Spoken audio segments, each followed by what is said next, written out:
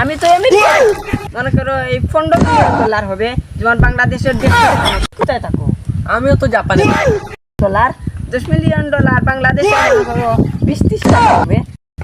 ওই বড় একটা কি বিজনেস আছে। হ্যাঁ। কি বসে আছো? ও কোনো কাজ কাম নাই তো, তাই বসে আছি। ও আমার তো কাজ কাম নাই, চলো দুজন মিলে বসে গল্প করি। ঠিক আছে, বসো। তো তোমার বাড়ি কোথায়? আমি তো আমেরিকায় থাকি। ও আমেরিকা থাকো, তো কোনো কাজ কাম নাই? আছে, আমেরিকা বড় সড়ো একটি ব্যবসা আছে, এখানে তোমার মতন 20-25 জন কর্মচারীকে বসিয়ে চলে আসলাম বাংলাদেশে। তো তোমার ভালো লাগে না?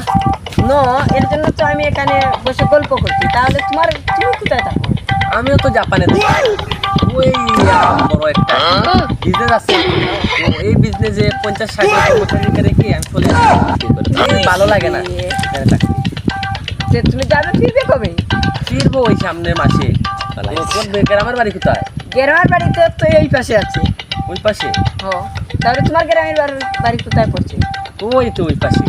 এই পাশেই। তো তোমার গ্রামে তুমি কি কি নিয়ে আসলা? গ্রামে তেমন কিছু একটাই নিয়ে আসিনি।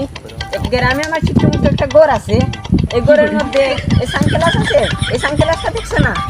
এই সানগ্লাসের এই আমেরিকার মনে করো এই $15 মিলিয়ন হবে, যেমন বাংলাদেশের 150 টাকা মনে করো। আর এই যে ক্যাপ দেখতেছো না, ওই ক্যাপ আমেরিকার যে কোনো মুহূর্তে 10 মিলিয়ন হতে পারে। $10 মিলিয়ন বাংলাদেশের মনে করো 20-30 টাকা হবে।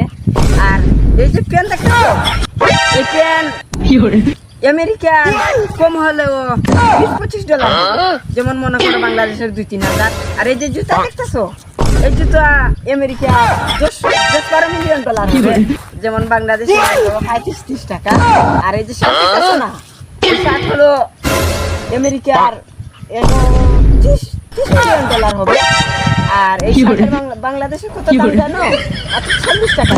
ভাই, এ কি নিয়ে আসছো?